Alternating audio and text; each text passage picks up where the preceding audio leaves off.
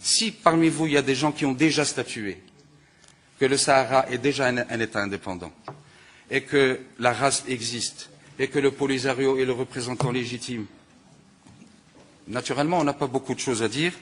Je prends 1 minute supplémentaire pour me permettre, je dis bien me permettre, de commenter, vu par un de vos partenaires, la résolution que vous avez cru devoir adopter. Est-ce que vous acceptez que votre partenaire commente cette résolution? C'est un dialogue politique que nous avons, n'est-ce pas? Alors, nous disons que cette résolution passe sous silence un certain nombre de réalités.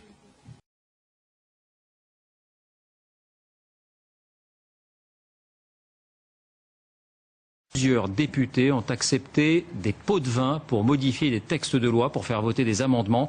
Ils ont été en fait piégés par des journalistes. On va retrouver François Baudonnet dans un instant sur place. D'abord les faits, reportage réalisé avec Bertrand Catrice. Lorsqu'ils votent un texte, combien sont-ils à le faire pour de l'argent? Depuis que des députés se sont fait piéger par des journalistes du Sunday Times, la question taraude l'hémicycle européen. Moyennant jusqu'à 100 000 euros, 4 eurodéputés ont accepté de déposer des amendements.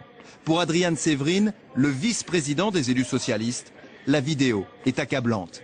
Yes, well, I think, because I didn't really count, but I think for that would be 2 or 3 days. Okay. Is it all right? Do you think? Yes, so that would be, say, 12,000 euros. Yes. Malgré l'évidence du scandale, cet ancien ministre roumain refuse de démissionner. Son groupe politique est sous le choc. Nous l'avons exclu, il a quitté le groupe, il n'est plus membre de notre groupe, et j'attends qu'il quitte le Parlement européen, parce que cet homme a fait un grand hommage à l'institution. Problème, il y a au Parlement européen 5000 lobbyistes accrédités. Et leurs relations avec les députés sont mal encadrées. Ernst Strasser, élu conservateur autrichien, avoue même, sans honte à ceux qui le piègent, qu'il est lui aussi lobbyiste. If there is it's possible to be under the undercover, it's much more better. Moi, je vais proposer demain que l'ensemble des cartes des lobbyistes soient retirées. Il faut refaire une sélection. Et le député doit signer pour chaque lobbyiste qui rentre dans ce Parlement. Avant d'éventuelles perquisitions, les bureaux des eurodéputés incriminés viennent d'être mis sous scellé. Ils sont gardés 24 heures sur 24, une première dans l'histoire de l'institution. Bonsoir François Baudonnet, on vous retrouve donc en direct. A-t-on une idée de l'ampleur de ce scandale? Autrement dit, s'agit-il de quelques brebis égarées ou d'une pratique répandue? Alors c'est toute la question, bien sûr, et honnêtement, ce soir, personne ne peut répondre. Alors il y a quand même les chiffres. Les journalistes du Sunday Times disent avoir proposé de l'argent à une 60aine d'eurodéputés. Et sur 60, 14 auraient mordu à l'hameçon, ce qui fait presque 1 sur 4, ce qui est énorme. Cela dit, ces confrères que j'ai contactés m'ont avoué qu'ils avaient choisi leur cible. Ce sont tous des élus qui, dans une vie antérieure, travaillaient dans la finance ou, tenez-vous bien, dans le lobbying. Alors évidemment, cela n'excuse rien, d'autant que la plupart des députés européens sont d'anciens chefs d'entreprise, d'anciens médecins ou d'anciens avocats. Alors ce soir, avec ce scandale, le Parlement européen va être obligé de faire le ménage, car corruption généralisée ou pas, le soupçon est là, et c'est peut-être ça le plus grave. François Baudonnet à Bruxelles. Merci François. On n'évoque pas la présence d'ONG internationales crédibles qui sont sur place. Et je sais qu'un certain nombre de rédacteurs n'ont pas voulu l'ajouter. Ça n'a pas été mis qu'il y avait Human Rights Watch, Amnesty International et la Fédération internationale. Il n'a pas été mis que les organisations, mesdames et messieurs, nos ONG marocaines, c'est à elles, et peut-être plus qu'à d'autres, parce que nous voulons savoir ce qui s'est passé chez nous. Nous voulons savoir ce qui s'est passé chez nous. Les ONG marocaines crédibles, parce qu'elles interpellent, parce qu'elles font la force du Maroc d'aujourd'hui. Vous les ignorez. Vous ignorez la présence de journalistes. Elles ont bel et bien été là, ces journalistes. Elles ont d'ailleurs été cités. Et puis, vous ne parlez pas, puisque si j'ai bien compris, la résolution porte sur les droits humains des populations sahraouies.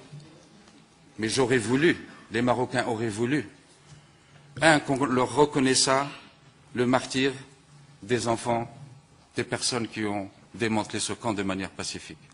Non, mérite pas. Mérite pas. 2. Droits humains. Mais est-ce que parmi vous, quelqu'un s'interroge sur la situation singulière, unique, de ce qui se passe dans les camps de Tindouf? Connaissez-vous un camp de réfugiés au monde où les personnes n'ont pas été recensées et identifiées et protégées, où le HCR, depuis 30 ans, on lui refuse l'opération de recensement pour demander aux personnes à titre individuel: qui êtes-vous? Qu'est-ce que vous faites là? Et que voulez-vous faire?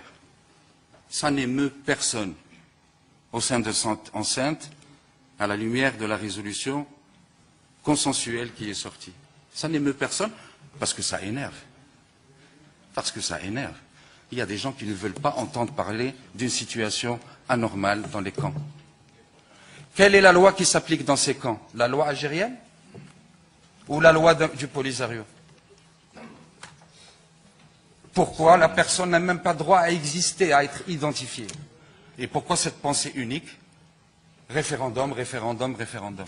Et quand une personne réussit à remettre en question la pensée unique, vous avez vu ce qui est arrivé à Mohamed Silman. Vous avez vu. 2 mois de détention, ça ne semble émouvoir personne ici. Je m'excuse d'être direct, franc, peut-être passionné, mais voilà ce que nous pensons de cette résolution consensuelle. Parce que elle a été précipitée, oui, elle a été précipitée, mais là, c'est votre décision. Et puis surtout, elle a été injuste envers les personnes mortes et elle a été déséquilibrée à travers les différents éléments que je viens de partager avec vous. Merci beaucoup. Malheureusement, je n'aurai plus la possibilité de donner la parole à tous ceux qui l'ont demandé parce que nous avons déjà dépassé notre horaire. Je vais devoir choisir 3 intervenants sur les 9 qui souhaitaient parler. Ce sera un choix totalement arbitraire et je vais essayer d'être équilibré. Monsieur Yannetz, 1 minute. Gracias, presidente. Oui, merci, Monsieur le Président.